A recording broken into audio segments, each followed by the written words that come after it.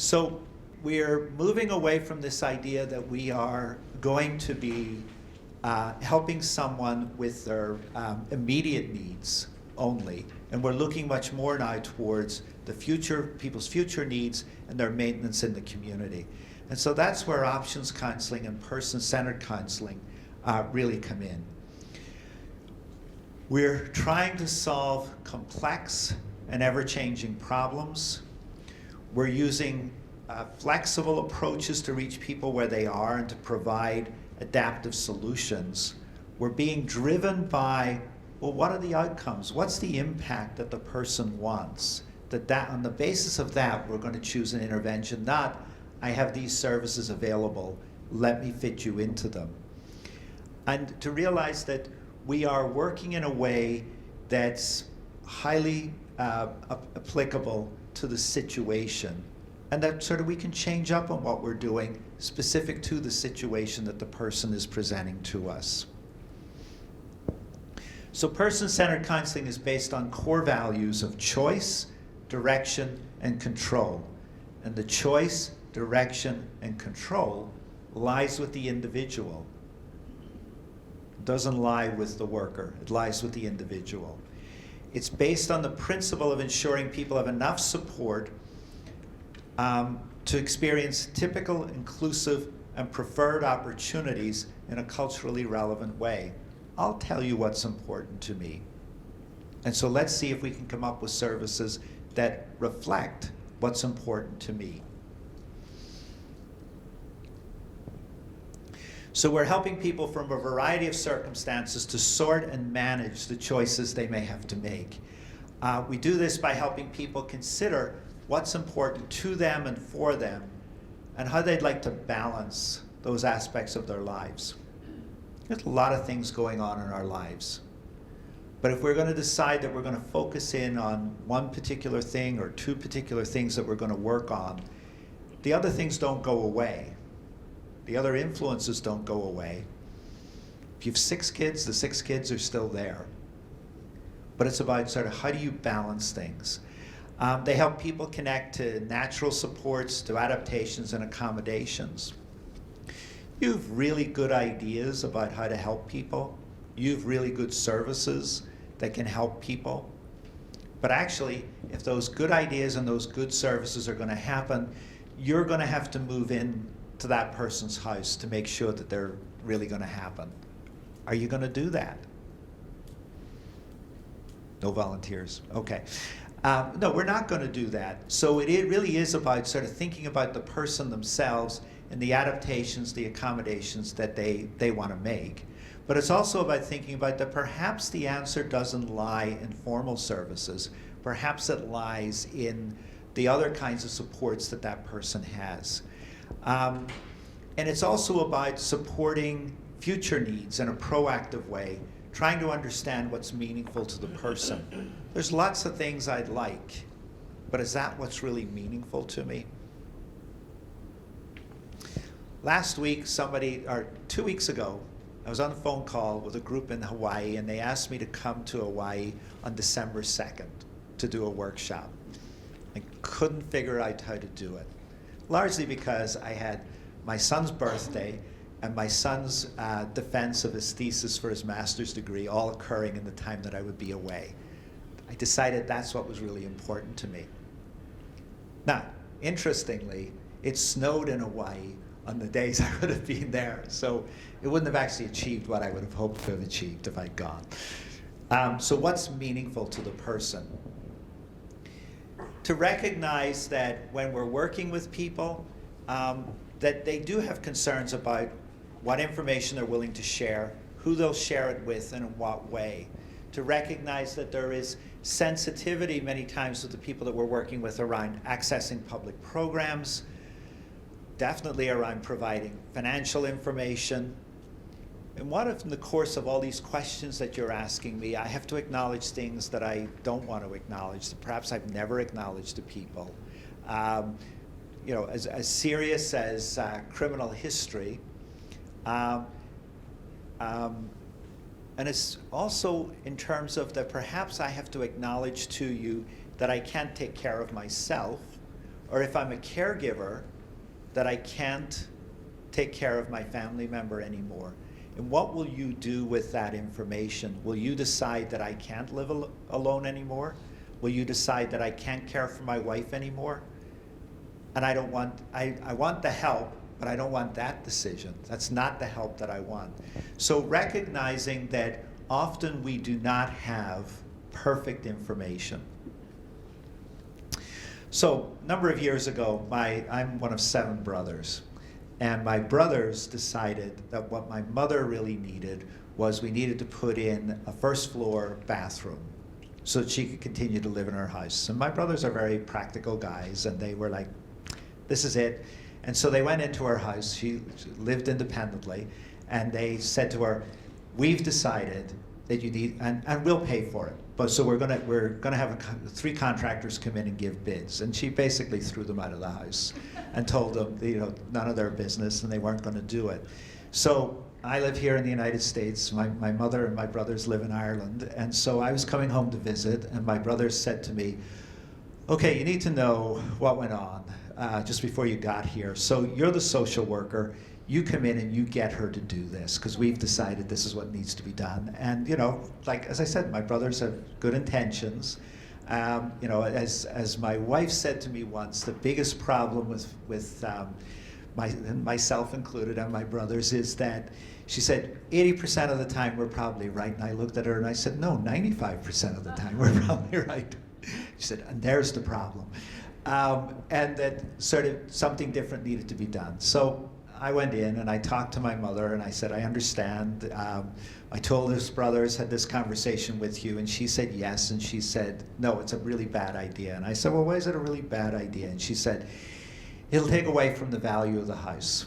And I was like, I just don't see that. Like adding a bathroom on the first floor of a house, it can only help the value of the house. And she said, well, it'll require planning permission, and the neighbors might object.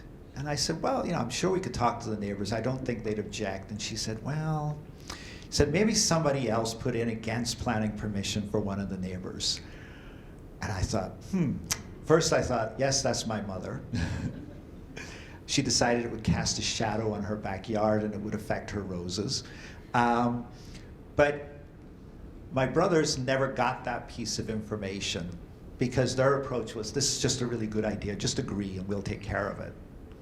And I think sometimes with services, it's just agree and we'll take care of it. And what we really want to do is explore. Now, ultimately, I convinced my mother that it would be okay. She still said no, and we never put the bathroom in. And that's her choice, but at least it was in a much more informed way. So, but ultimately, what this was really about was that, and I talked to my brothers about this as best that I could, it's like, guys, you got to stop taking over, because that's the piece that really offends her in the midst of this. It's not that she doesn't want help. She doesn't want you telling her that you've decided to take over and you're going to do this and you've decided this. You're going to have to talk her into it, and it's going to have to be her idea. Otherwise, actually, it's not a good idea, because she will lose a sense of independence, and she probably won't be able to continue to live on her own as long as she did. So thinking about those issues, helps us to realize, one, again, that we need to build that relationship, but two, also to realize that we probably don't have all of the information that we need in that first call or even a second call. And we don't really understand, what's really important for the person. So options counseling, person-centered counseling, really it's an interactive and an individualized process that helps us to build that fuller picture. It helps people to evaluate long-term services and supports options, to make decisions based upon their values, their needs, their preferences, but also to consider cost. It is increasingly a distinct and specialized service offered by New York Connects, usually offered in person, can be done over the phone. No plan is ever set in stone. It's probably going to have to be revised. Often the revisions can be done by phone. And it's targeted at individuals in need of long-term services and supports, other caregivers, other families, where there's a need for greater decision support. Sometimes the decision's not clear. And this is where person-centered counseling can be really helpful. So we help people with the information that they need to make informed choices. We help them match their needs and preferences with available services and supports, including informal supports. We help people to plan for the future, and it's all focused on helping people to improve their quality of life. So again, sort of as we think about the elements, it's about identifying values and preferences, identifying current informal and formal supports, providing information and assistance to connect with public resources, certainly, but also with private resources, helping people to decide on a course of action, allowing for self-determination, and a person-centered approach encourages people to lead in selecting the services that are going to best meet their needs. And it's a role in which we provide counseling, we provide support, and we provide follow-up. So I just want to talk about a couple of these concepts. Self-determination, that idea that I'm making the decision. To be able to make the decision, I've got to have a sense of mastery of tasks, and perhaps I need to learn some different skills, because perhaps I've never really experienced that before. Part of staying in the community, part of having quality of life is about my connectedness to other people. We may see a really pressing service need. The person may see their loneliness, their feeling of not having a support. And absolutely, people need to feel in control of their own behaviors and their own goals, that someone else isn't making those decisions. So person-centeredness is about a process of responding to those personal goals, those preferences, those desires, and those needs. So we're going to help people to prioritize their needs and wants, identify and include their values and preferences, identify options, identify next steps, and develop a written plan. It's not for everyone. It's not for every situation that we are involved with. Sometimes it's just about an immediate need. But when it's clear that someone needs more and ongoing assistance, not just information, person-centered counseling and options counseling is probably a great thing to consider. It will take more time than the average call, and we are going to be encouraging people to see beyond their immediate needs to plan for the future. It's likely to be most helpful when people are contemplating future planning for long-term services and supports.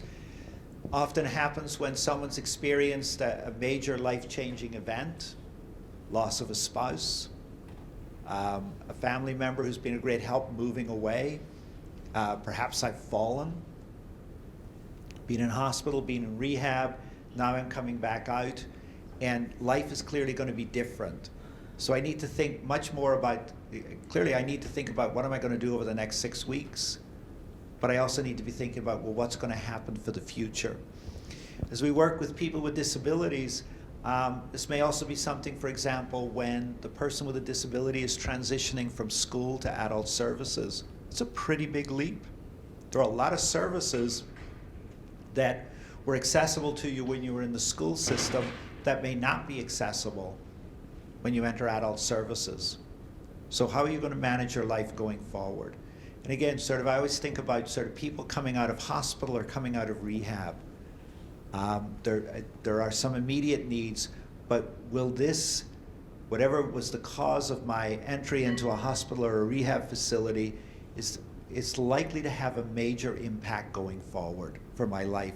And this is a situation where options counseling and person-centered counseling may be of great help.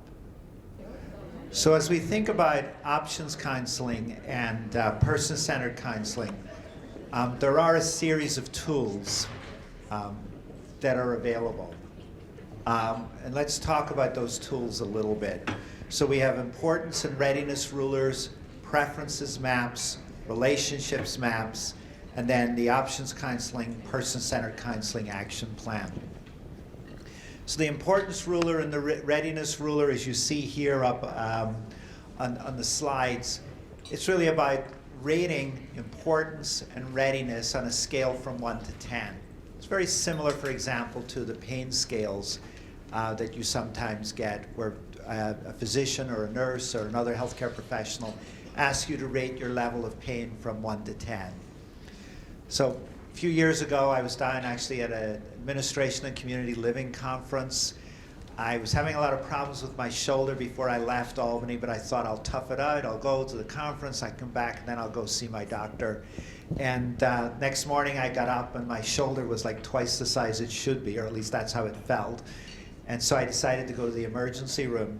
So I got to the emergency room, and while we were waiting for someone to work on my shoulder, a nurse practitioner came up to me and talked to me about pain, and talked to me about pain scales, and gave me a little pain scale prop and said to me, so on a scale of 1 to 10, what's your level of pain?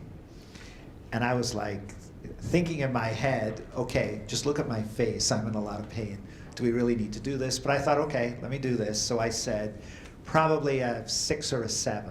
And she said, well, looking at your nonverbals, I would think it was higher than that. She said, so what would be an 8 or a 9 for you? And I said, oh, I'd be passing out. And she said, well, then what's a 10? And I said, I don't know. I believe there could be a level of pain that I just couldn't imagine. And then if I'd given 10 up already, if someone asked me what the level of pain is, I wouldn't have a number to give them. So she felt I wasn't really taking the task seriously, and I probably wasn't, because I was in a lot of pain. But it does really speak to the value of some of these things, being able to see how people rate both the importance of an issue that they're raising. But readiness is a very different and equally important issue. I may say to you that this is something that's really important to me. And then when we start talking about making changes to achieve what's really important to me, I may say, I'm just not ready for that. So these are two tools that are really important for helping people to sort out those decisions and decide what they're ready to do and what they're not ready to do.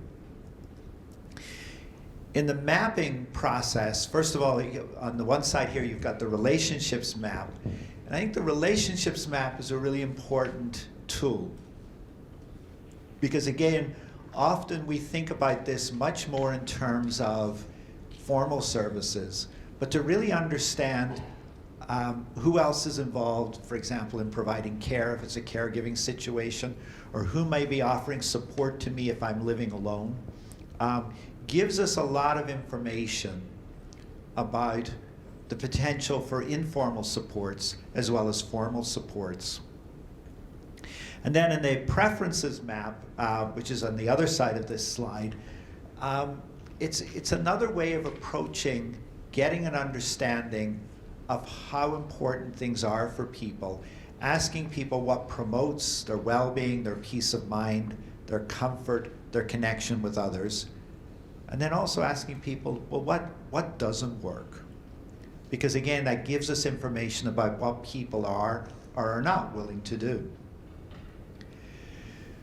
So ultimately then we're, through the process of person-centered counseling and options counseling, we're going to be developing an action plan. And there is a New York Connects action planning form. It was developed in collaboration with several AAAs and New York Connects that were involved in some of the initial work around options counseling. We get people to talk about the challenges that they want to meet, their preferences and their desired outcomes, their strengths, the possibilities, the options, the actions they want to take, the next steps, and the follow-up. It's a little different than just simply writing down, here's the service we're going to provide 3 days a week for X number of hours. It becomes something that is the person's. So we're going to watch another video, and this one is going to be walking us through some of the steps of options and person-centered counseling. And we're going to stop the video a couple of times as well to talk about what's happening and what may happen next.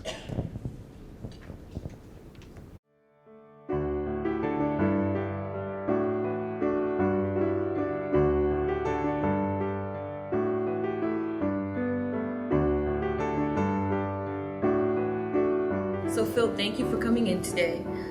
As I said over the phone, sometimes it's easy for us to answer questions over the phone, but other times it's easier to have an in-person meeting. And I thought your situation, being that it's getting a little bit complicated, so it seemed, it is. Would be best for us to have a meeting in person.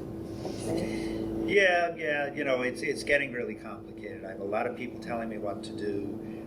Nobody, I can't say nobody's helping, but I'm not getting the kind of help that I really need.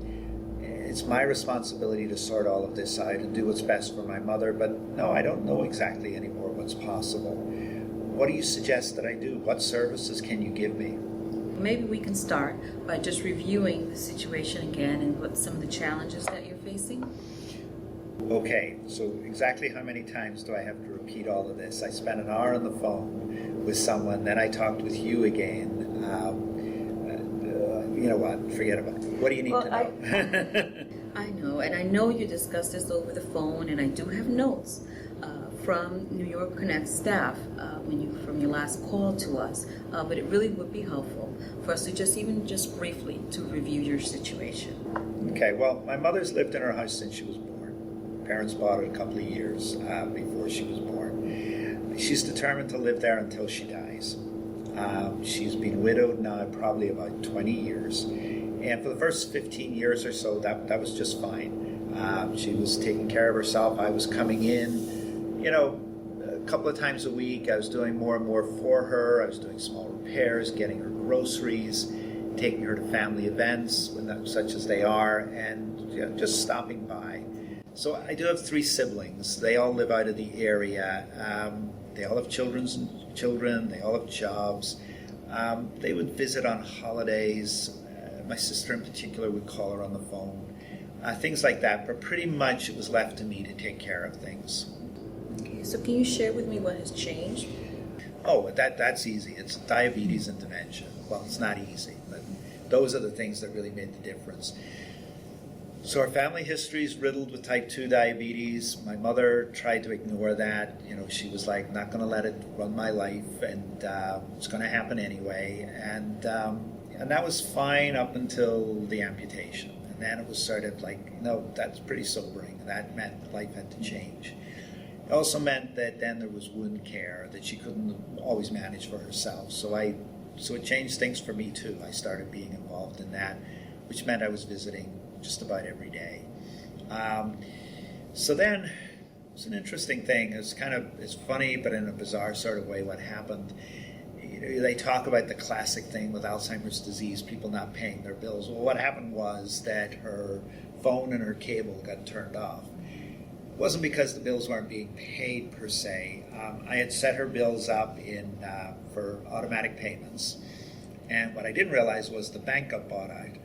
And so then she must have gotten a notice that she needed to change the account, but she had stopped opening her mail. And so 6 months later, everything got shut off because she hadn't been paying her bills. And I didn't know that she wasn't opening her mail because while she wasn't opening it, she was also throwing it out. And so there was no pile of bills unpaid sitting when I would come into the house. So I just didn't know anything. So took her to see her doctor, went to see a specialist, and they said, yep, it was Alzheimer's disease, and that it was advanced and progressing, and but that she could still live on her own, but that sort of she was going to need a lot of help. So that kind of really changed things pretty dramatically. You know, I started looking around. I realized there were things that weren't being taken care of. I talked with the neighbors a little bit. They had been noticing the changes. They were kind of covering for her, taking care of things for her that she wasn't taking care of for herself. They were all like really pleased that I was coming more and taking care of things, but nobody wanted to tell me that's what was going on. So that's really, you know, and so now, you know, those things just continue to accumulate in terms of the needs that she has. Okay. So does she live alone? She lives alone, okay. Yeah. And how often are you there? Well, as I said, it used to be I came a couple of days a week. Now I'm there every day. I'm there a couple of times every day. I live about 45 minutes away. I live right by where I work. My son's in high school right there, so it's not a moment to move. She doesn't want to move, and so it's not a moment for me to move. maybe at another time. So I get up at 5:30 in the morning. I go over there. This is what I was doing. I would get her out of bed, breakfast, get her dressed, sit her down in front of the TV, give her crosswords. She likes to do crosswords and those word puzzles and stuff like that. I'd go to work, and then I'd come. I had somebody, a neighbor, Lil. I got her to come in during the day. That she would come, make lunch for her, stay for a couple of hours, and I would just pay a little something for doing that each day. But then that started to change as well, because then the wound care was becoming more complicated. And also, during the night, my mother started to get incontinent, and Lil really wasn't interested in being part of that, and I understand that. But also, it was getting complicated for me. There are some things a son shouldn't be doing for his mother, and so what I've done now is I have a nurse's aide that comes in. Again, somebody from the neighborhood. And she comes in the mornings, gets my mother up, gets her changed, all those kinds of things, and then helps to get her to bed at night. But I still have to show up because, people's lives have their own issues, and if the aide calls off, my mother still has needs, so I got to be there to be sure that everything's taken care of. I just don't have to stay as long. But I actually don't feel that it feels very much different. I still feel the responsibility is all mine. And have you thought about having your mother move into your house? Well, we tried that at one point. She really protested against it. I got her to come down. I kind of tricked her. I told her that she was just coming for a few days, and then a few days turned into a week and a half, and then one night she got up in the middle of the night and took a walk home. I found her 5 miles away walking. So she was pretty clear this was unacceptable. She wanted to be in her own house. So I haven't tried that since. And what about other family members? Do they offer any help? Well, as I said, my two brothers live on the West Coast. I think I said that. They never had a great relationship with our parents. And so, they call. They've been home a couple of times, but it's not part of their lives. My sister Helen, she lives a good distance away as well, but it's drivable. She comes sometimes on the holidays. She'll stay for a long weekend. I'm not going to say it's not some help, because when she's here for the weekend, then I don't have to be there on the weekend. I can stay home, I can sleep in a little bit, I can take care of other things. It happens that things tend to go well on the weekends when she's there. And so then she tells me I'm exaggerating the problem. She doesn't know why I'm, so stressed by the whole thing, and I need to, I must be driving my mother crazy. All the things that siblings say to each other. And so when you're criticized, it doesn't feel like a lot like help. But, there's some help, because at least I get to break that weekend.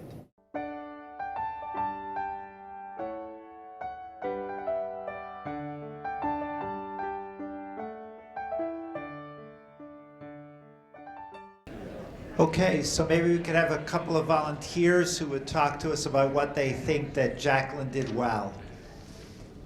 I want to respond to the first question that you asked. Okay. And I thought that she did a good job of listening.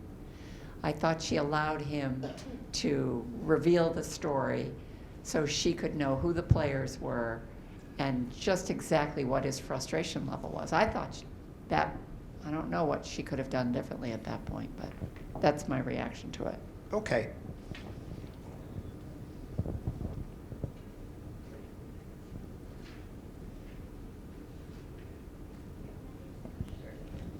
I think she did a nice job this time of asking the open-ended questions, so prompting him in regards to what are the other siblings, how are they engaged, that type of thing, to allow him to continue to expand his story to just gather more information. Any other thoughts on either of the questions? Yep, over here.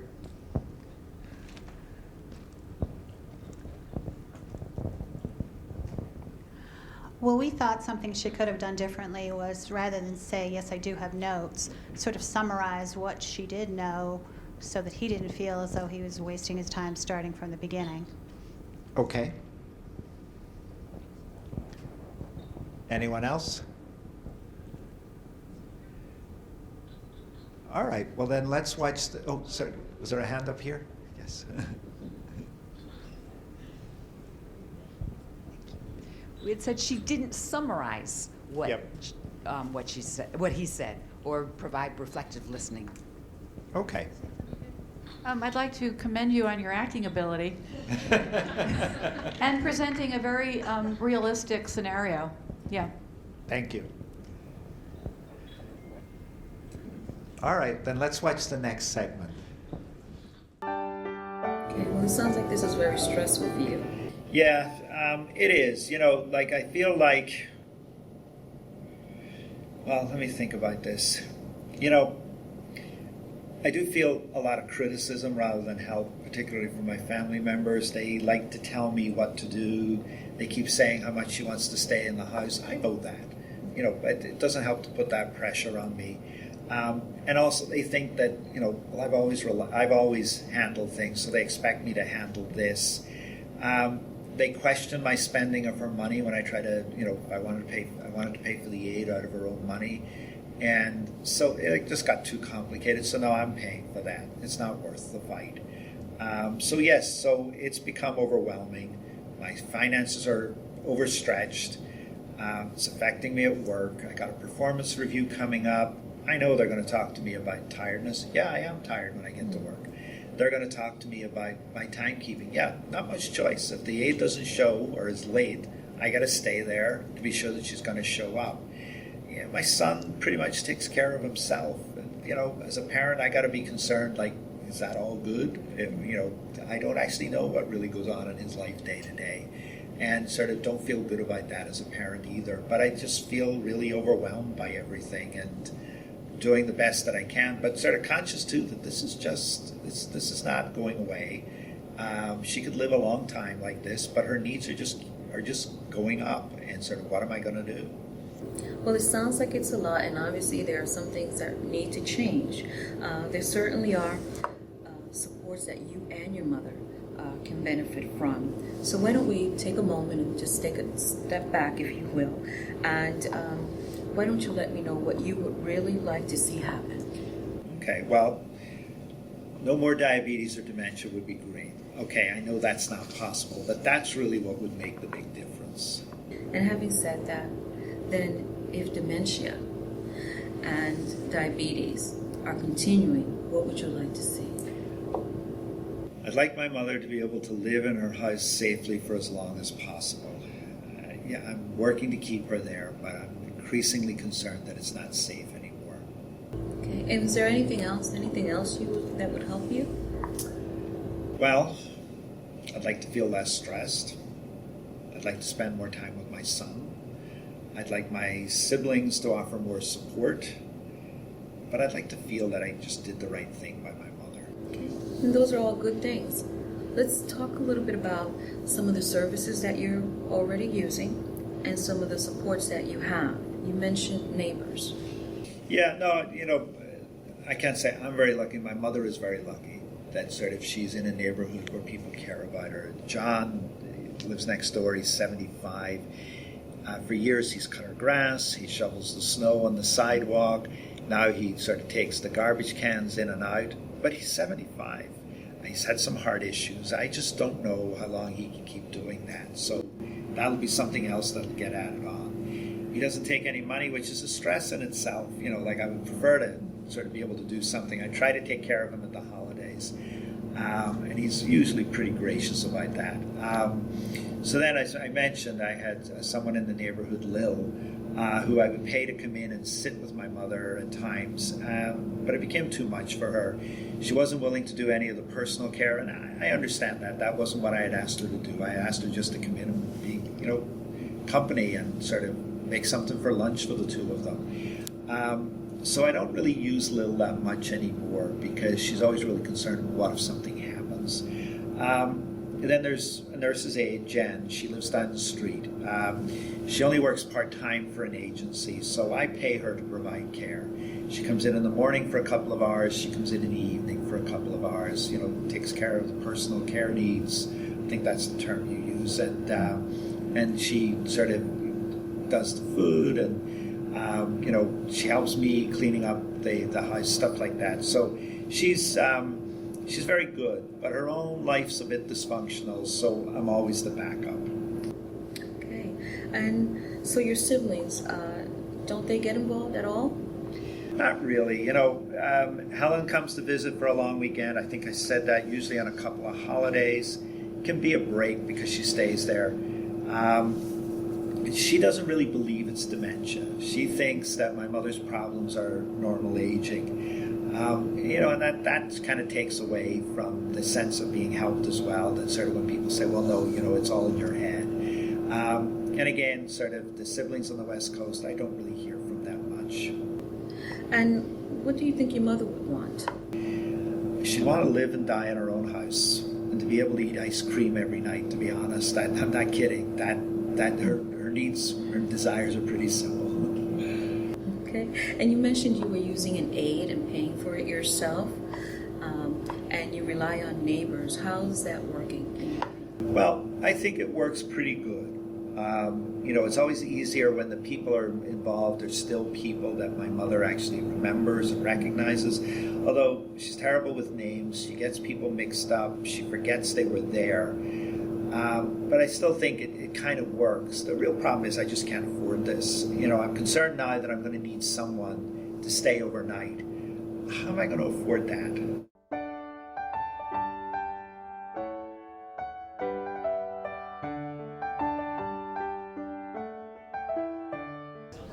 So what do you think? What were the options counseling and person-centered counseling steps that you saw here in this segment? Any thoughts?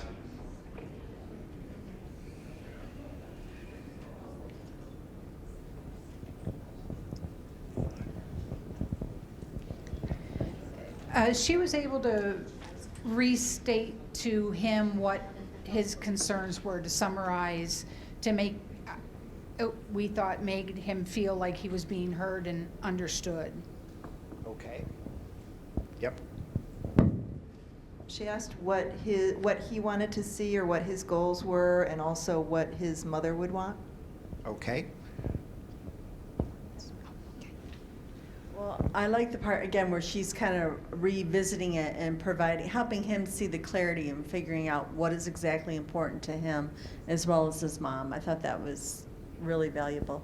Okay. Did you think about preference mapping, relationship mapping? Did you see any of that? Okay, so I see some heads nodding. Okay. All right, well, why don't we watch the next section? It was also important for you to spend time with your son. Yes.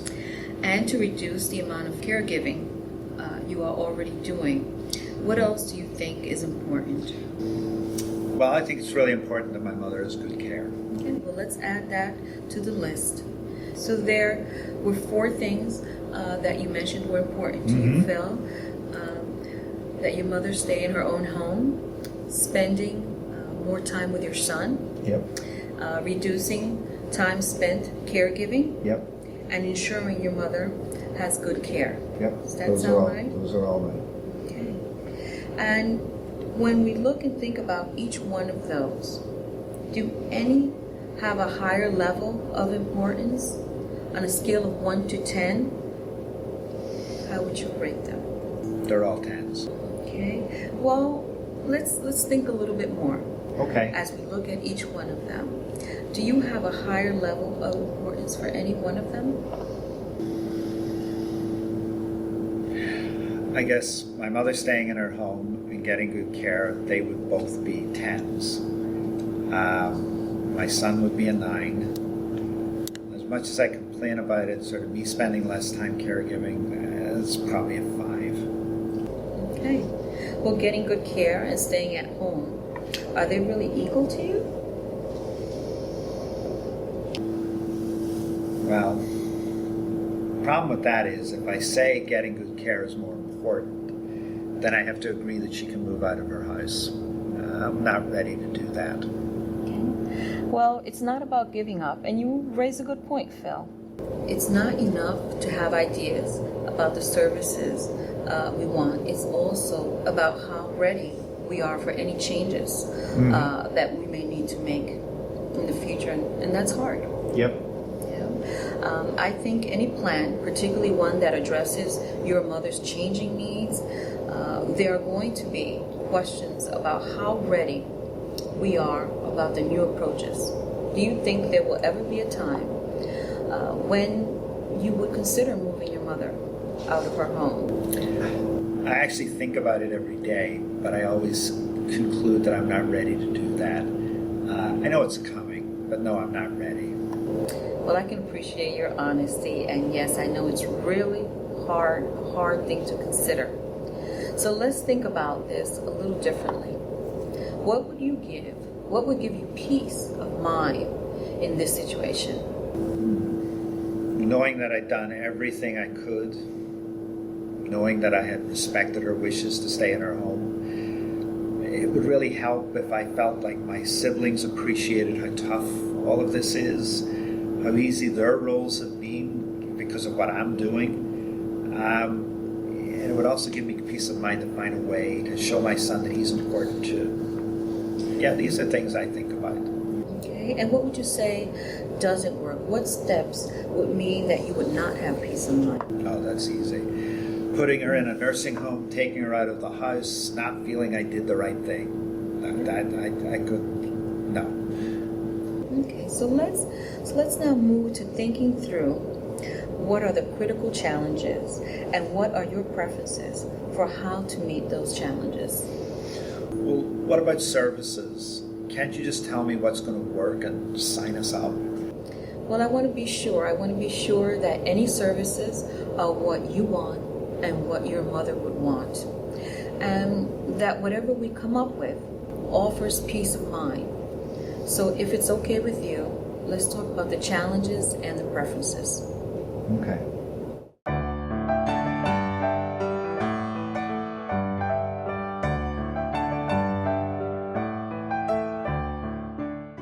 So what are some of the options counseling and person-centered counseling steps that you've seen modeled here, and what would you do next? So let's start with the first one. Some of the options counseling and person-centered counseling steps. What did you see?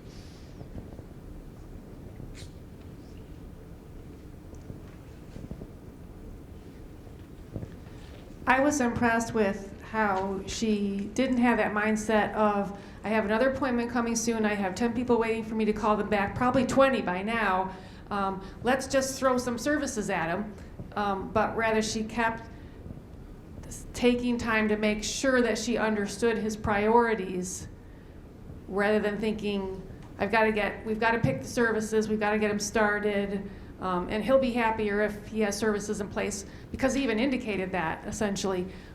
But if we're not sure what the priorities are, we might be pursuing services that aren't really going to be successful in this situation. Okay. Again, like looking at what fits the needs of the individuals that are involved. She's really focusing on making sure that what she's going to go with is going to be what fits both of their needs.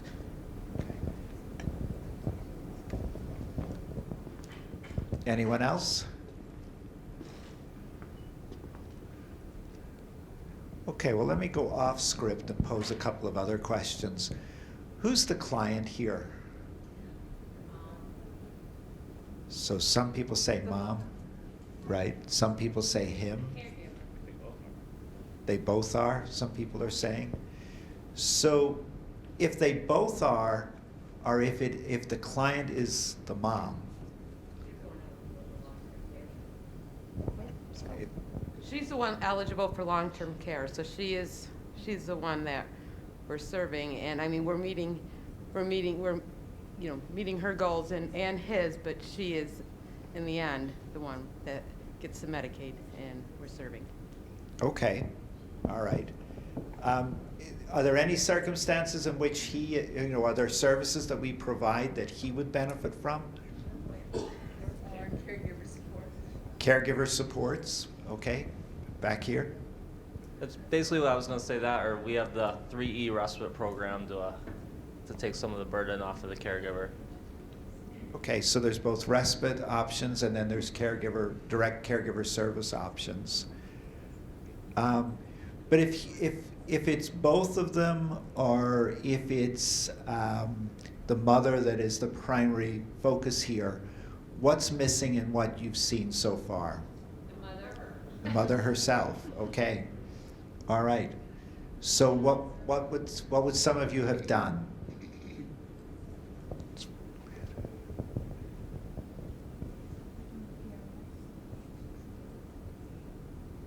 So that's what we were just discussing over here, how we would not be able to serve the mother without her consent and without getting her story and what she wants and what she needs and what services she is willing to accept. He right now is our client, not her yet, hopefully. Hopefully we can meet with her and provide services for her as well, but for right now, we have to focus on getting him the services that are going to help him and then move into that. So that would be the next step, is to try and explain that process with him and see if we could set up the home visit, obviously, if we needed to go there, and then gain consent from her if she's willing to accept services. Okay. Any other thoughts on this?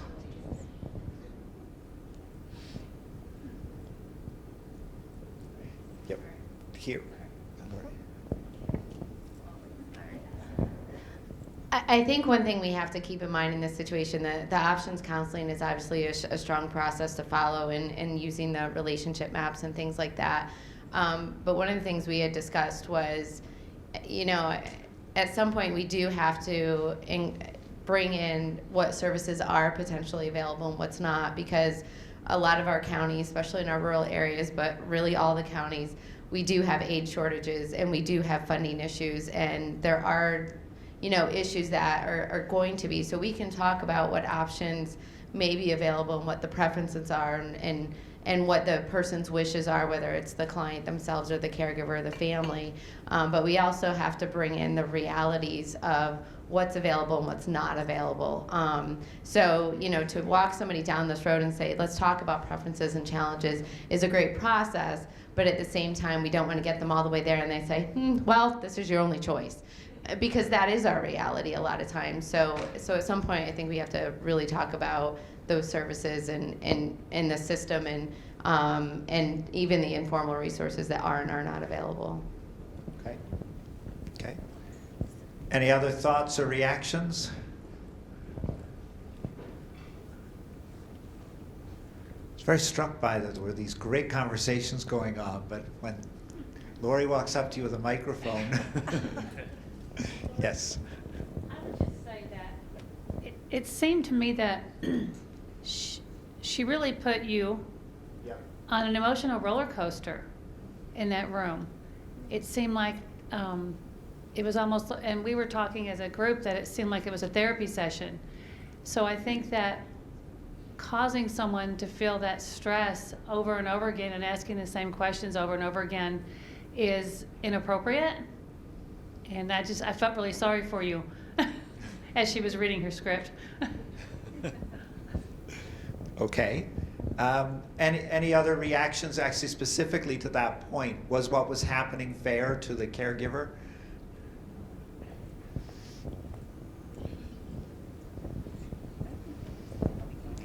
We did talk about that too, and when she pressed the what you're ready for and what is most important, it was sad to see you put yourself at the bottom of the needs scale, because when pressed with putting 4, 10 level priorities in some kind of order, you were really stuck.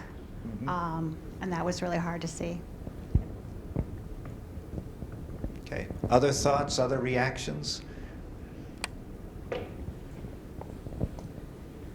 I was caught up a little bit on worrying about him spending his own money as I was listening. I really was anxious for her to get to the financial piece and help him figure out a way for him to get services with mom's money, not his own. Okay. Anyone else? These are great points.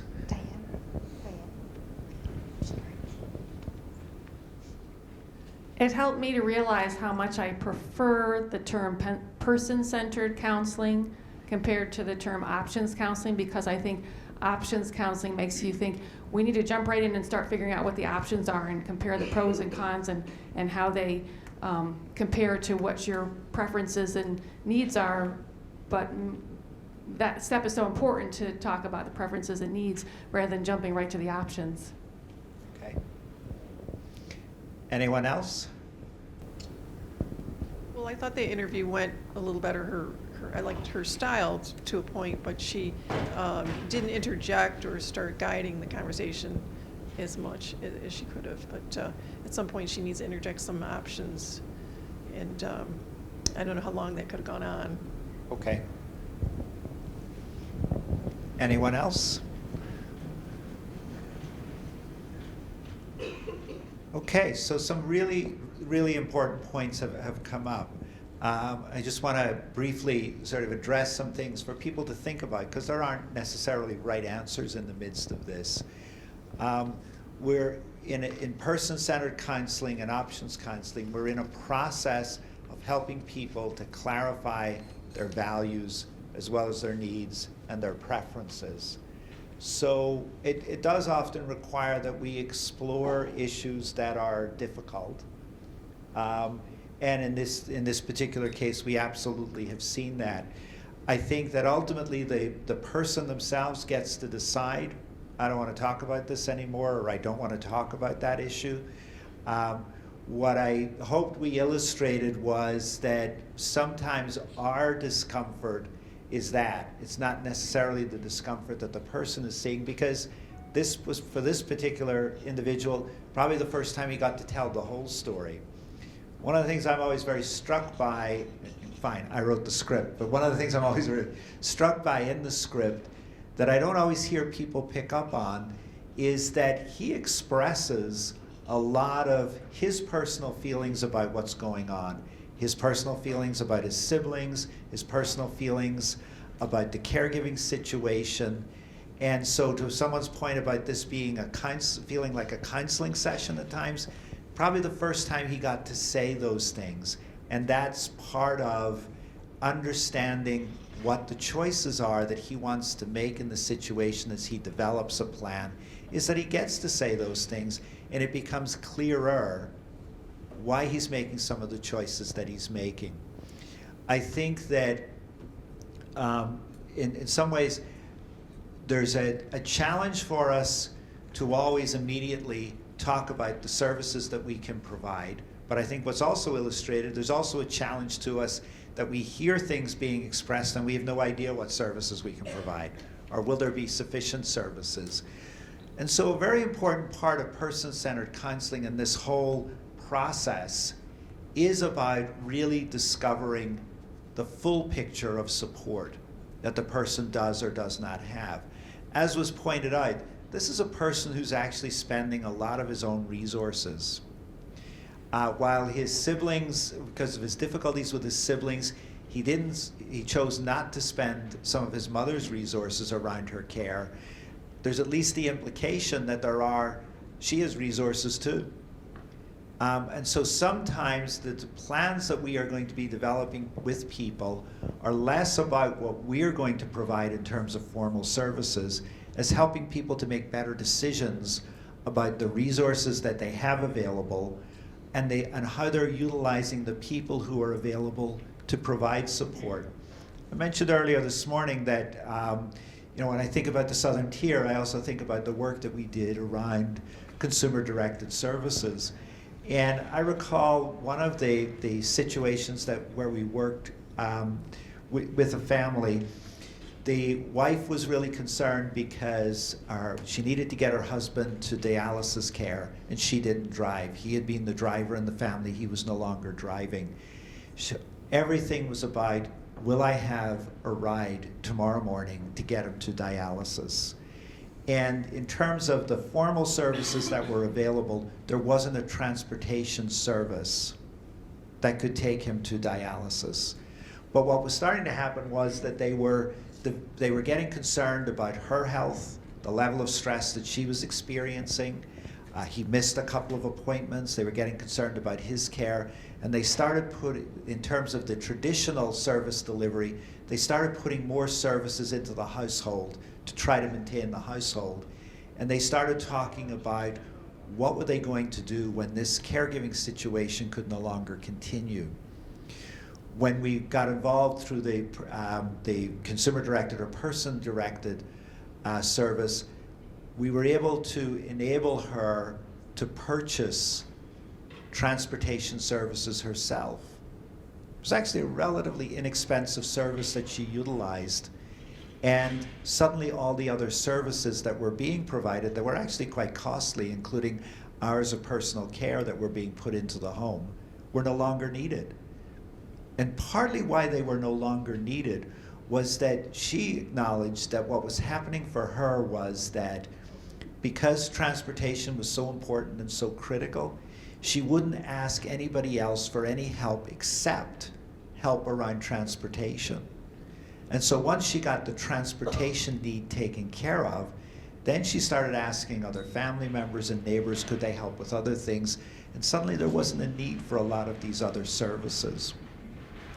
So in the midst of this, as we rightly need to be concerned that we not make promises of services that we can't provide, or may have difficulty providing at a level that the person will find helpful. It is about, and that's why the relationship map and the preferences map is so important. It helps us to see not only what people need, but also where some of the helping resources are, and also how would I like those services to be provided. So I think that this is a situation where he's spending a lot of his personal money, but on the other hand, he's utilizing neighbors in a neighborhood where people are very supportive, and which he and his mother actually experience as really helpful because they're people that they know. So rather than replace that with formal services, one option would be to look at sort of, well, okay, but are you making the best use of that? Are there ways in which those informal supports can be used differently? I think that he expresses a number of times, I know he does because I wrote it, he expresses a number of times that he would like to see more help from his siblings. Probably wouldn't take very much in terms of help from his siblings, but the sense that they were helping him rather than criticizing him would probably go a long way towards relieving at least some of the stresses that he was experiencing. So as we develop person-centered action plans, we have the opportunity to help people with those things as well, and not simply about, well, what service will I give you? Now, the question came up about the financial information. So 2 things I'll say about that. One, by the time we get to doing person-centered counseling or options counseling, there should have been an initial call with New York Connects. There probably was some additional follow-up with New York Connects to determine if this is a situation that would be conducive for person-centered counseling or options counseling. When we do that initial call and we open our No Wrong Door screen, what do we collect? We collect financial information and we collect functional information. So when we come to doing person-centered counseling or options counseling, we don't have to collect that information. That's available already. But we're not going to start the process there. And that's why it's important, as was illustrated here, that we step back from that information and we, again, we explore these, the values, the needs, the preferences from the perspective of the person. We explore what it is that they'd like to achieve, how best they'd like to achieve it. But then, yes, we will then be able to move into a phase, particularly as we're developing the actual steps of the action plan, where we can talk about, well, here are some of the services that might be possible. I don't disagree that when he specifically says, well, tell me about the services, I don't think that Jacqueline handled that situation poorly, but it probably would have been good to tell him something about the services, but perhaps that we don't necessarily have to make those decisions now. And I think that as you move through the process, that's when you move into this decision-making around the resources, around potential formal services that are available in terms of things that the person is eligible for. So always to sort of think about that you don't need to go into that meeting thinking about what's the financial information I need to collect, or even what's the functional information that I need to collect. You already have that, because that occurred earlier. But you are trying to learn some different things that will then influence the development of the plan. The last thing yes? I think that Somebody could. Someone's bringing you a mic. It's very different from what we normally do. Okay. It's that's different from what we normally do. Like you said, we get into, we want to talk about services. So when you said they would have already had that phone call, we already would have known, then we need to approach it more like let's just talk about where you're at, what you're feeling. And normally we don't see that right off the bat. It's usually somebody who's like, I need help, get it for me right away. And we kind of do it backwards. We'll say, well, these are some things, but then we talk to them about what's going to work best for them. Do you know what I'm saying? Like, it's the order that's different with this. Yep. So we just have to get used to that, I guess. Lori? Yes. Yes, I'm so glad you brought that up, because I think you're right, spot on. In terms of, this really is a major transformational change that's happening in so many different levels, and that's part of it. The screen really is designed to prompt, to try to get, to the extent you can, because people, sometimes it takes multiple phone calls and multiple meetings, and it's a process, and that's the biggest thing to remember about the process, to get that upfront information. But it really is about being truly person-centered, which is really focusing on what does that person really want, which chances are they may not know themselves. So it really is a process to help them uncover what is it that's going to help them, like Phil mentioned about the transportation. Sometimes you just don't know what you don't know, especially if the person's in the middle of a crisis. So I think you're exactly right. One thing that I'll share that I was thinking as you were talking, Phil, and I don't share this very often, so I'm taking a breath because it's a personal situation. But I have a child who had a life-threatening illness as a baby. And one of the things that this, just kind of engenders is there were a lot of services that they were trying to put in place immediately. And the only thing that I really wanted was for him to walk again. And then deal with everything else, because he had to learn how to sit up again. And he was 22 months old, so he had to relearn everything. And then the other piece of it, I'm getting chills, the other piece of it is, as I was thinking, is that it really is about the strength-based approach too. What's in the toolbox that the individual has, helping them understand what that is when you were talking about informal supports. Maybe it's utilizing it different. What's the formal supports that hopefully are available that can help support? But the other thing that I was really thinking about is, one of the things in my own experience was I needed to talk to other parents, and there wasn't something that existed. So one of the things that they really helped me with, the folks that were helping me, were to empower me to go form a group of parents who were facing similar illness with their child. So I just want to share that when you're really taking about a strength-based approach, this does take time, and we know it takes time. It's designed that way. It's by design, so that you learn these things. So at the end of the day, actually, you're hopefully helping them maybe not get the exact service, but things that will help them, because we do know, that you're all struggling with those service packages, that it's across systems, that it might not be in your tool bag, but it may be in another system's tool bag, or that other system might have ideas, and then it's about the person themselves. So, I think that these are important things to think about, and the temptation to move immediately to services is you're right, it requires a reorientation. But that said, when that call comes in, not everybody is calling and is ready for person-centered counseling. And even a person who may ultimately be ready for person-centered counseling may have some immediate needs that, I can't really start thinking about a plan unless we take care of some of these things right away. So that there's still that opportunity to do that, and it's still likely that for the majority of people, you'll be responding on the call and sort of seeking to connect people to things that they're looking for. But again, sort of to think back that sort of person-centered counseling is about that person who wants to plan for the future.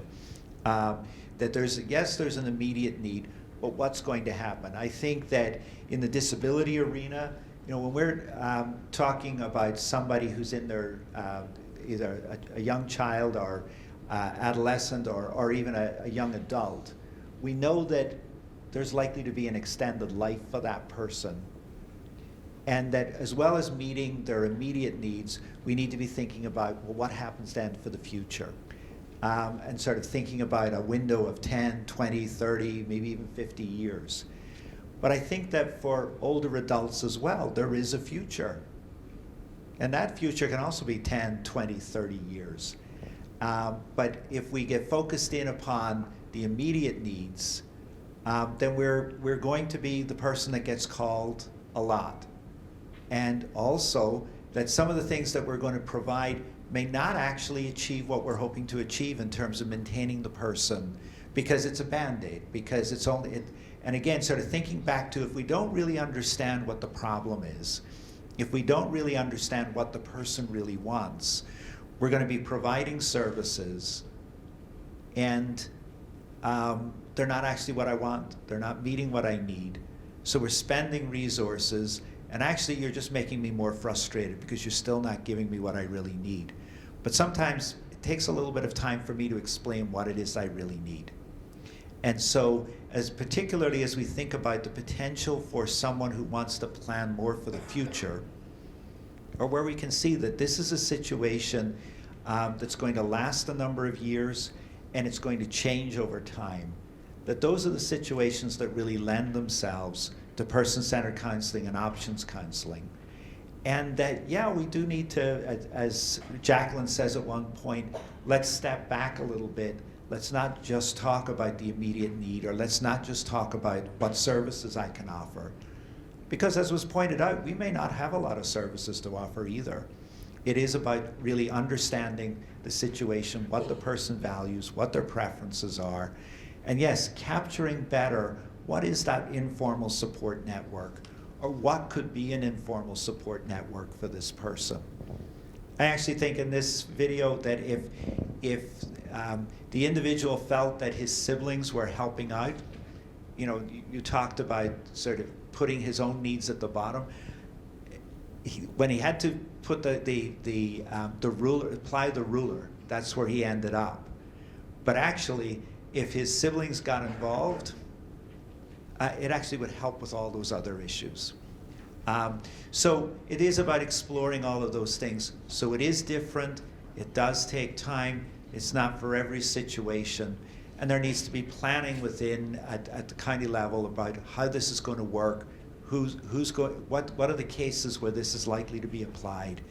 And then also, one training does not a person-centered counselor make. And that's why Lori talked earlier about that NYSOFA is looking at some online trainings that are available as well, and there's likely to be other trainings that come up with this.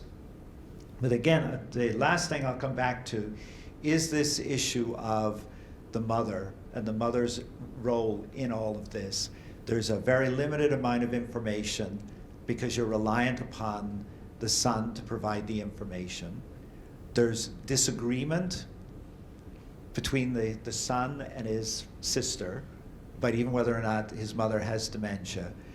And without the consents for the mother to either be interviewed by you or for her information to be made available for this discussion, you're always going to be making some of these decisions and developing these plans with perhaps not full information.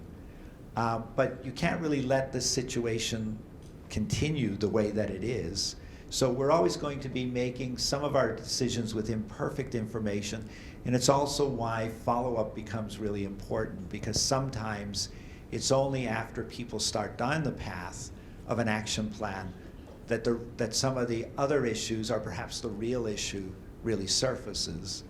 But equally, if we're able to provide people with the assistance that they say that they need, they may also then be better prepared to actually deal with the other issues that to this point they've said they weren't ready to address.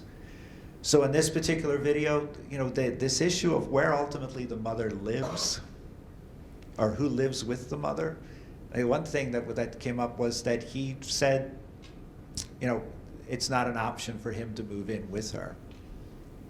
But it's clearly a potential thing to be considered. So, but it's not what he's ready to deal with now. So also not to think about this planning process as being the last word on the issue. More information can come in, and I may be more prepared to consider some things that I wasn't prepared to consider before, because I was able to experience some success through this person-centered counseling or options counseling approach. So as I said, not the last word on these things, but I just want to talk about sort of some of the skills. And these are skills that you all have great experience with. There's a need for tracking and for documentation of all of these steps, all of the work that you're doing with someone. One of the pieces that was hard to illustrate was that there's a lot of new information that surfaces during a person-centered counseling process. And again, that Jacqueline would have had the opportunity to then have a fuller picture in terms of the records of this, but clearly that also involves consent processes as well, as in terms of how much of that information gets to be collected, gets to be part of the record. There's going to be, as I said, a need for continued training. But I think that at a local level, there is a need for operational protocols, including the referral procedures for person-centered or options counseling, as opposed to more traditional information and assistance. Who makes that decision? What's the information that's needed? Are there criteria that you're going to be applying so that the best use is made of this tool? So we're helping people to sort through and understand their options. And I repeat that because I want to repeat it, because it's not about making decisions for people, it's helping people to sort through and understand their options. That the decision making is by the individual. And the more that we can help people make those decisions for themselves, the more empowered they will feel, the more areas then that they will feel ready to address themselves and to work with you around addressing. We are gathering information. We talk about it as a process of purposeful discovery. While, as was noted, Jacqueline uses a lot of open-ended questions within this and gives him the opportunity to speak, there's a purpose. And so when I asked you to think about what tools did you see of options counseling and person-centered counseling did you see utilized, it's because I wanted you to think about, so what was the purpose behind what she was doing? And hopefully you saw her use of importance rulers, readiness rulers, the exploration of the relationships map and of the preferences map. We need to be very clear and transparent about our role within this.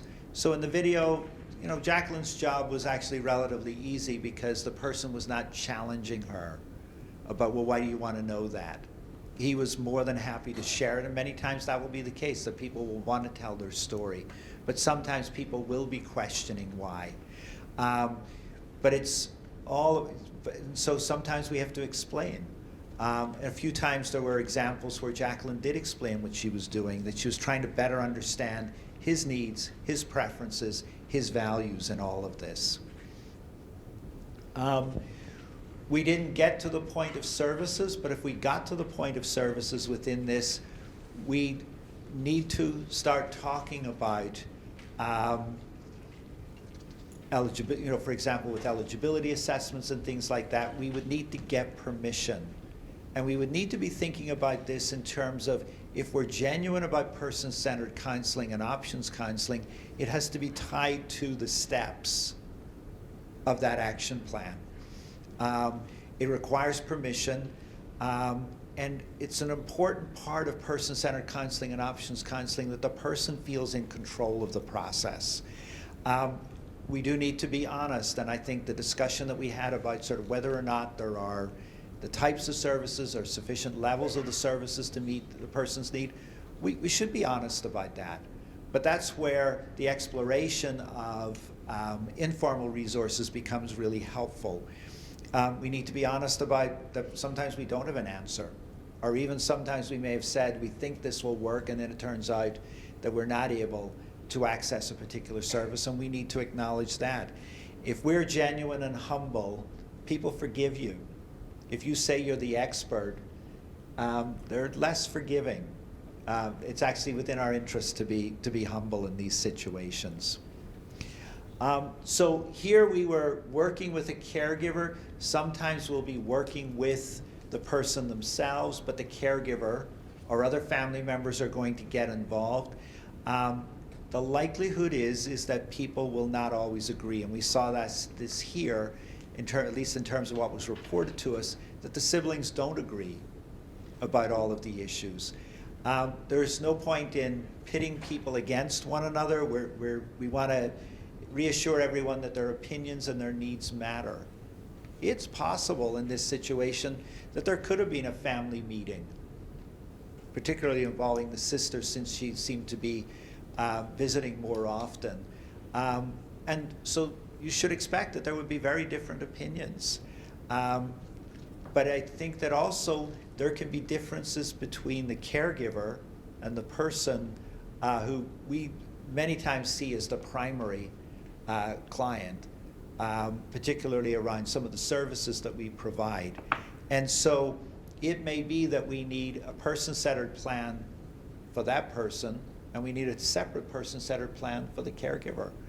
And I think, again, that sometimes when we decide that the primary focus is the older adult or the person with a disability, that we may miss really important things for that caregiver that actually have a huge bearing upon their ability to continue to provide care and to continue to maintain the person in the community.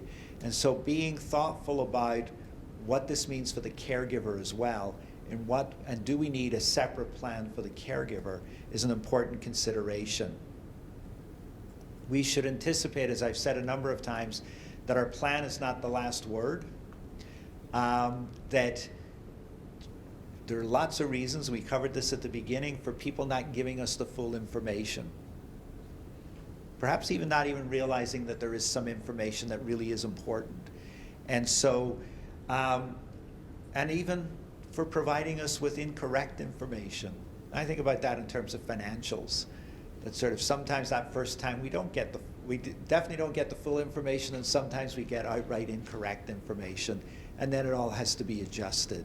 So that the plan may need to be changed or developed over time. As Lori said, we're focusing on strengths. We want to help people move out of a pattern of loss and deficit thinking, because sometimes it is really overwhelming, the situation. We want to be realistic. But we, in an example, a person with a disability who wants says that they want a bigger apartment. You start out by asking, well, let's figure out how much rent will cost and how that affects your budget. We don't start out by saying, you'll never earn enough to afford your own place. You won't have any money left over to eat. That's not starting from strengths.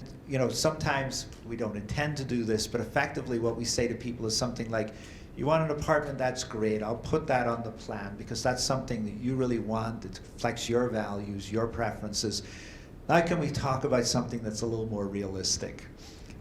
It's not reinforcing for the person. I think that sometimes we struggle with this issue of risk. That we've a lot of experience working with a lot of people, with a lot of family situations. We know some things won't work based on all of those experiences. It's not that there can be no risk, but what we need to be helping people with is understanding the negative consequences that can occur because of inadequate support or information, and how do we mitigate those negative consequences, but not that they don't get to do the things they want to do. To recognize that there's often a lot of ambivalence. I have lots of ideas about how I could improve my life, things I'd like to do, but then sort of, do I actually want to do them? So I have this friend, he told me that he wanted to live till he was 150. And I said, that's nice. And he said, no, you're not really listening. He said, I want to live to 150, but I don't want to be a very old very lonely 150-year-old.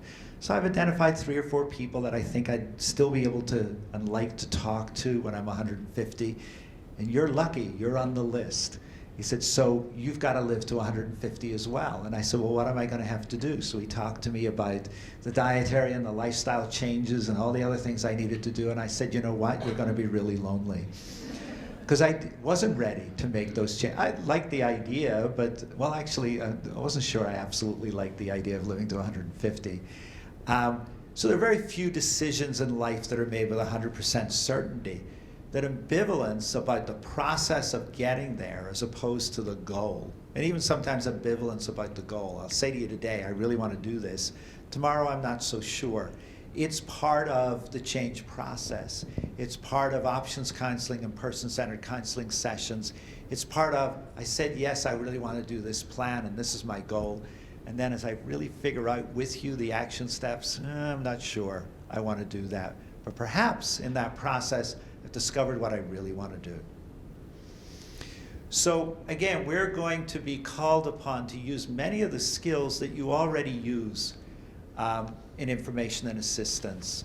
Open-ended questions, listening reflectively, expressing empathy, affirming things that people are saying are really important to them, avoiding arguments, shifting focus, reframing. Let's just talk about some of these. But first, very critical to all of this is that people discover within themselves a sense of self-efficacy, the belief that they can do something for themselves, that they can accomplish a particular task. If I believe that change is possible, then I'm going to be more motivated to do something. If I don't think it's possible, I won't be. Sometimes that processes move forward because I decide and I understand that I'm taking responsibility for choosing and for carrying out the plan. Sometimes it's as simple as realizing that because we've talked about options, that there's some hope. If I think there's only one thing that can be done and it's not working, I have no hope. In the video he talked about, I actually don't think there's anything that can be done except what I'm currently doing. And what I'm currently doing isn't working. It's not a very hopeful space. To be considering options gives hope.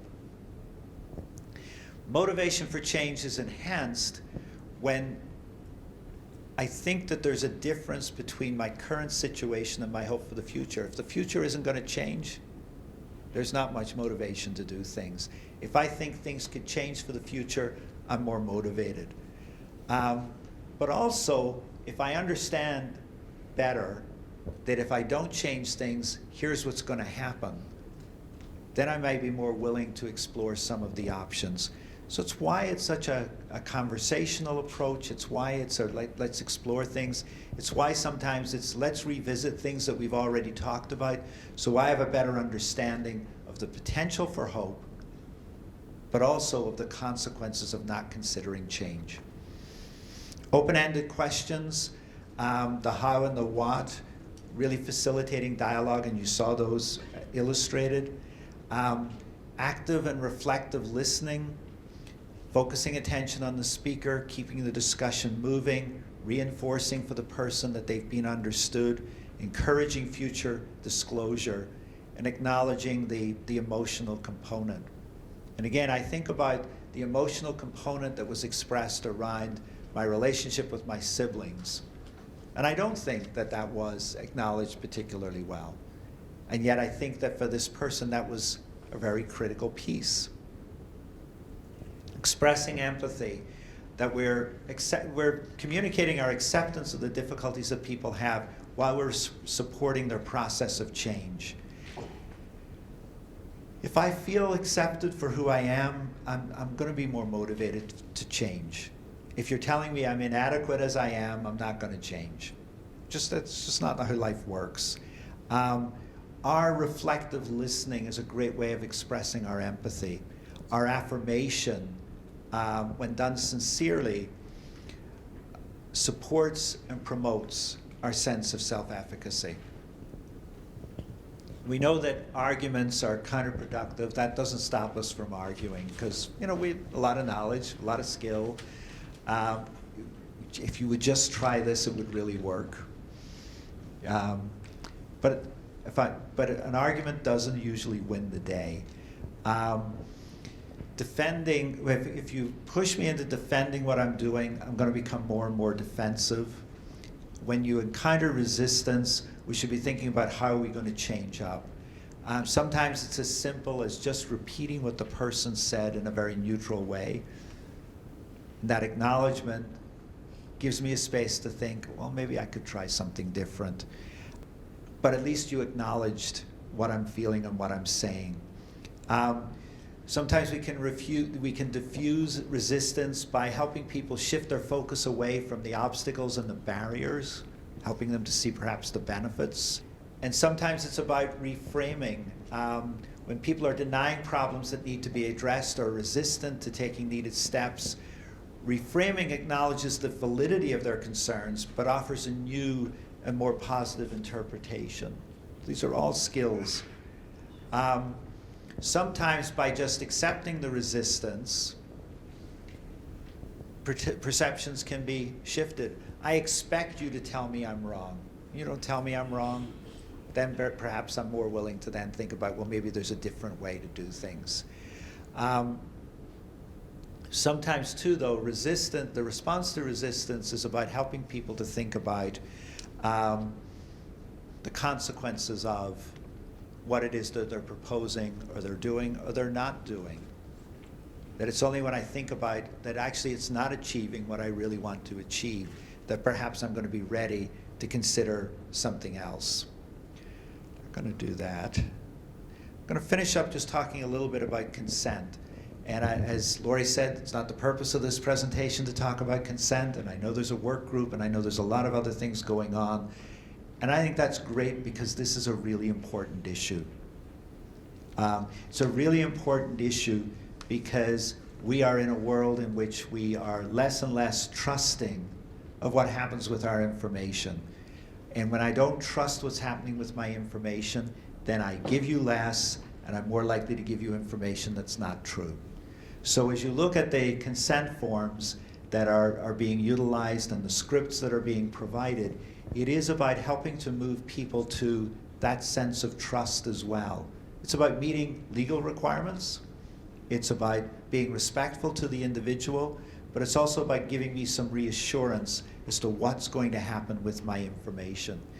And when I think about HIPAA, everybody tends to talk about the restrictions that it places on information, but HIPAA, the piece for portability, it was supposed to make things easier, and it does make things easier because we understand the circumstances in which information can be shared.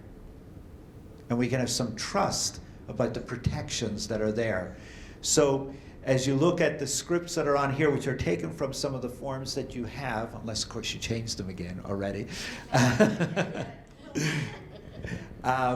you know, it helps to clarify what not only what we're asking consent for, but why we're asking for consent. That sort of people will understand, first of all, that why I'm asking information about your needs, because it's going to help with finding the right services. To understand that you don't need to answer questions, and people sometimes feel like they're forced to answer questions. I'll answer your questions, but I don't want the information put into the system. Well, that's possible too. So what's going to happen when my information goes into a system? Who's going to get it? How's it going to be used? And actually, there are answers to those things. And the answers become a reassurance for the person as to why they should participate. And as we think again about the likelihood that people are not going to give you full information initially, the more trusting I am of how the information is going to be used and the protections that are on the information, then I'm more likely to give you the information that you actually need to be able to work with me. To think about how you explain to people what it is that they're going to be consenting to. And again, sort of why some of the scripts are there. You download an app off, whether it's Android or Apple, and you get all this information, and you're supposed to click here and look at the consent for this in terms of the use of this app, and you scroll through 1,000 things, except you don't scroll through 1,000 things because you can hit submit saying that you consented to it. That's not what consent is. Consent is really having an understanding of what it is I'm being asked to do, why I'm being asked to do it, and that I understand that I can either give it or not give it, but I can still give help. If I don't click submit, I won't get the app.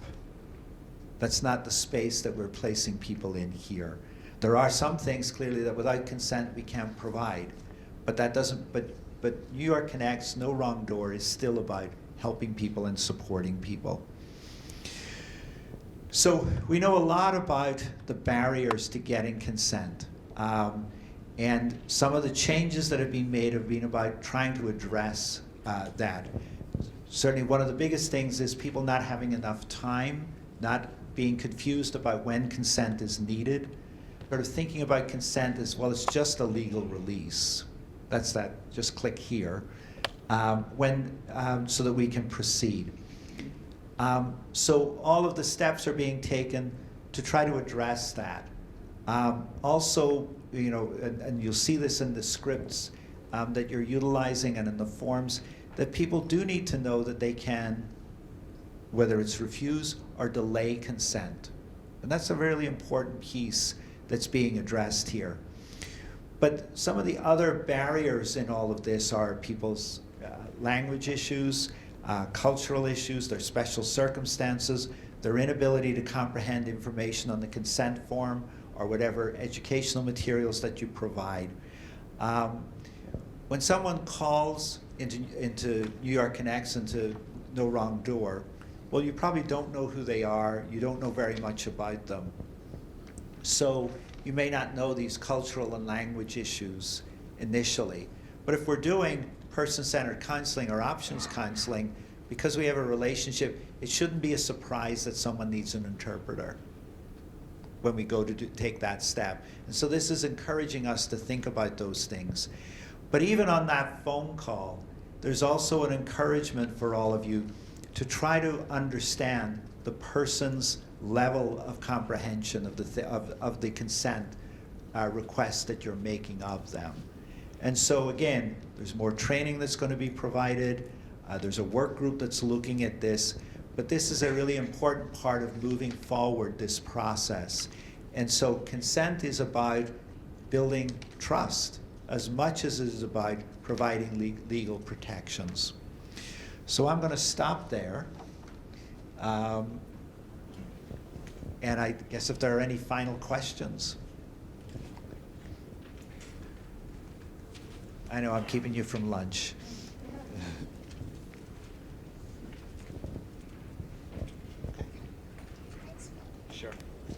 I do want to mention just a couple of things. Thank you so much, Phil. And you kind of have one last opportunity to ask Phil any questions before he takes off.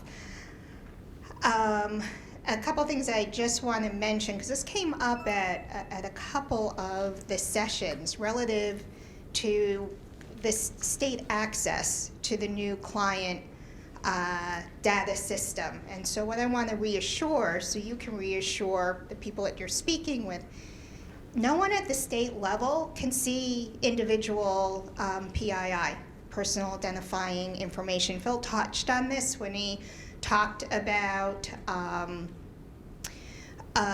pulling aggregate data.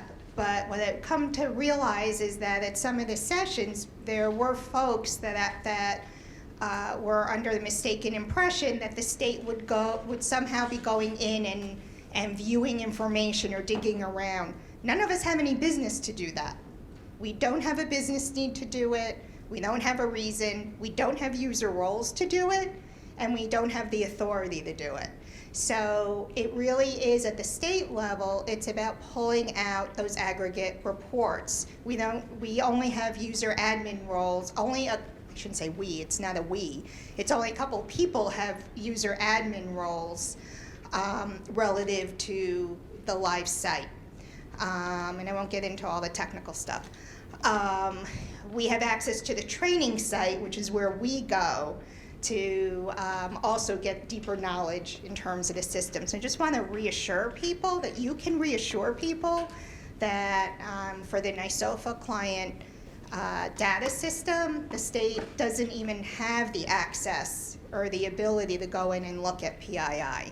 So we can look at, our interest is in the aggregate data, not the who individually. So I wanted to make mention of that. And the other thing I just wanted to say, I was going to do that after lunch when we came back, but just because I found this really exciting. My daughter is a registered nurse who just began working at one of the local hospitals in Albany. And the other morning, she's on the night shift, I picked her up, and she was pretty excited to then tell me that as she was working in the morning, that she heard one of the discharge planners talking with regard to another patient and talking to the nurse, where the discharge planner said, I need to call New York Connects to help the individual in terms of the discharge. So I thought I would share that because it's a hospital, and I thought that was pretty exciting to be hearing that they recognize and are utilizing the program to help patients. Okay, with that, Teresa, you have all the details, I think, on lunch. Do you have the details on the lunch and what we're doing? Oh, yes, you may. Yes. So coming out of this, we are going to be developing a manual and a DVD around person-centered counseling, options counseling. And I put a form on all your tables asking you for some additional information. We want to make sure this resource really meets your needs. We will be incorporating certainly information from the training that is being provided. But if there are other things that would really help you to be able to do this where you work, tell us what that is. And we will utilize, we've been collecting this everywhere we've been doing the trainings, and we'll utilize this information in the development of the other resources that are developing, and potentially it could also inform some of the other trainings that Lori has mentioned. So don't put your name on it, don't put your county on it, nothing like that.